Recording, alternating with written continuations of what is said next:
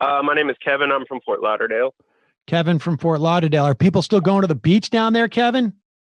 Yes, man. And that's kind of like the point I was talking about is, so here in Fort Lauderdale, I don't know if you've ever been here, there's yachts everywhere.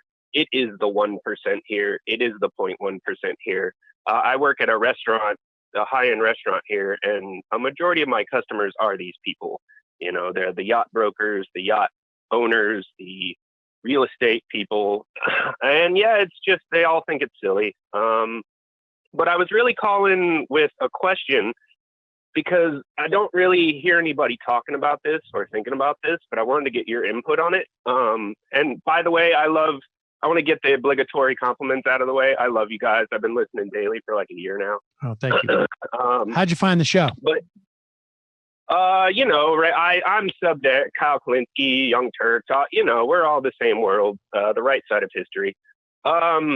So my question is about Biden and his disappearance and what you think about this. So I know, I kind of remember in like 2016, there was some articles saying like he didn't want to run for president. Now I get his son died the year before, but I'm wondering, like, obviously if you're a smart person right now, you're going to be able to tell that we're going to go into nationalization of things, socializing of things. We are going to have to do this. This $1,200 one-time payment is not going to help anybody.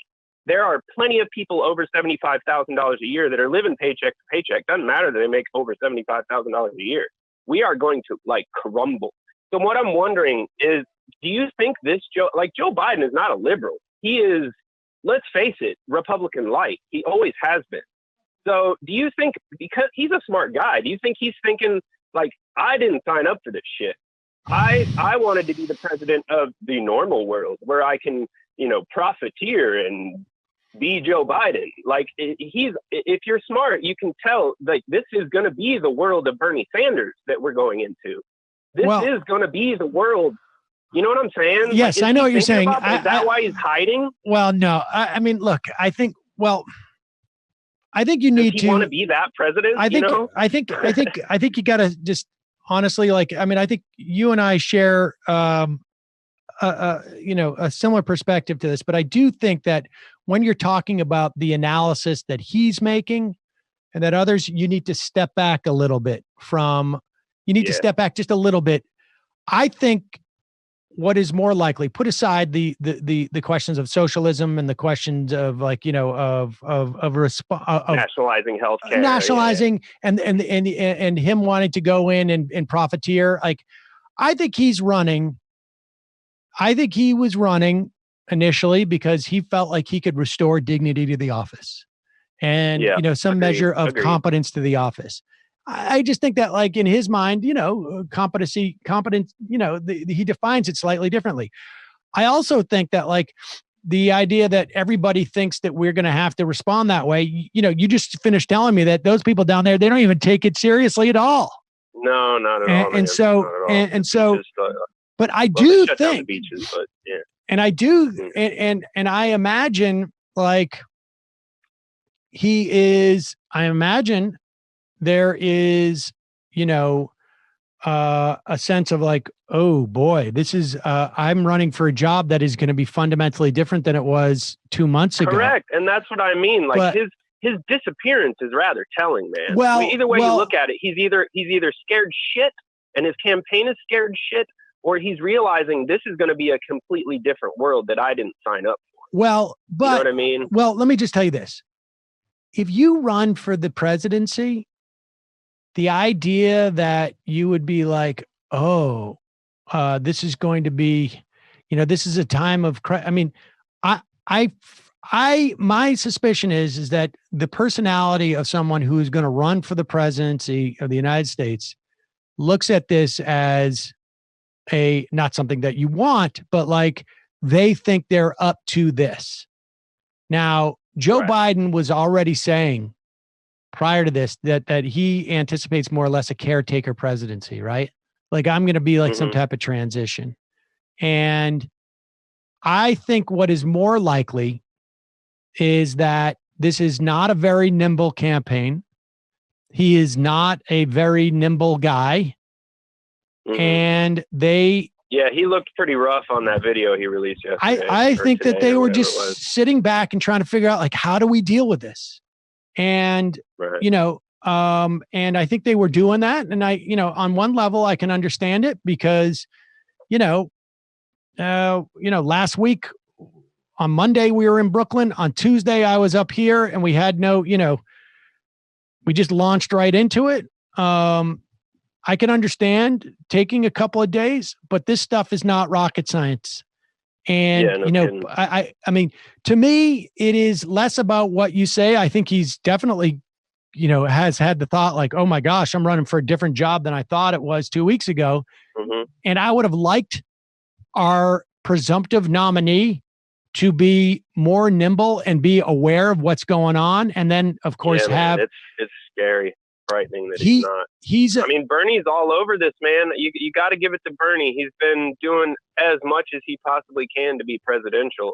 Yeah, and, I think so. And I think that, look, and I think, Biden has come out and is starting to adopt, some versions of Warren's plans, which I don't think are going to be sufficient, frankly. But at the very least, what that indicates to me is like, they don't even have an apparatus to come up with any type of solutions. And so, like this is, and look, it's always been the case that Bernie's existence makes Warren's plans seem less sort of radical. I mean, they are on some level, and I'm not even sure that Bernie's plans are radical, but I'm just saying in terms of like it, having Bernie define the left over here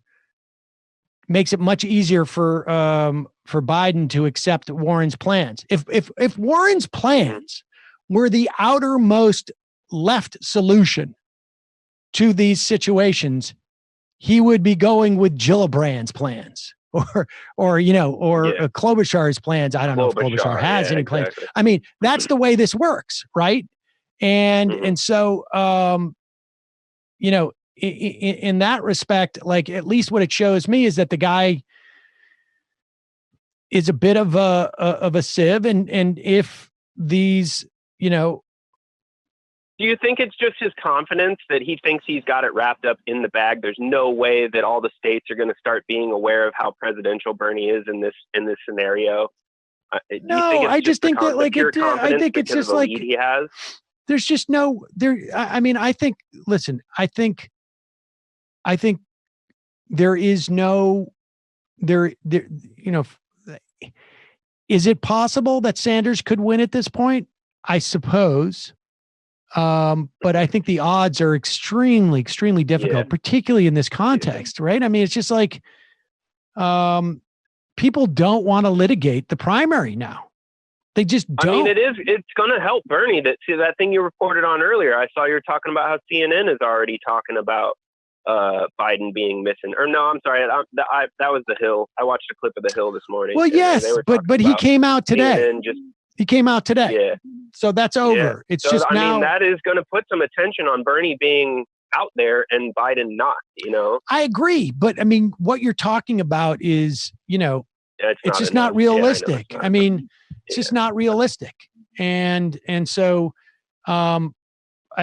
frankly, I think it's more realistic to say that like Biden just is not up to it and has decided that he's not up to it. I mean, I think that's what Andrew Cuomo is thinking Bernie, about. Anywho, and I love you guys.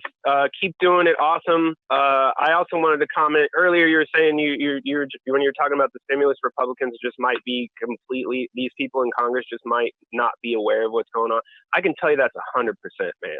They live in a different look. I deal with these people that own Bentleys and Ferraris and Rolls Royces and brand new S-Class Mercedes. They live in a different existence that you and I do. Yeah. Completely 100%.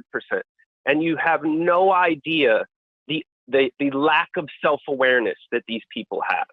And I work in a tipping game. Most people would assume I make 6 figures a year because of the people I take care of. we're all in poverty. The bartenders who have been working there for 15 years, they don't get $1,000 tips hit at the bar from a billionaire yacht owner that's chilling with his Brazilian wife he just married. They tip just like you and me, man. I've been there for 15 years. It's the same faces. It's not like there's new faces coming in and out of the restaurant. It's the same people they've been taking care of for years and years and years, and they all tip like you and me.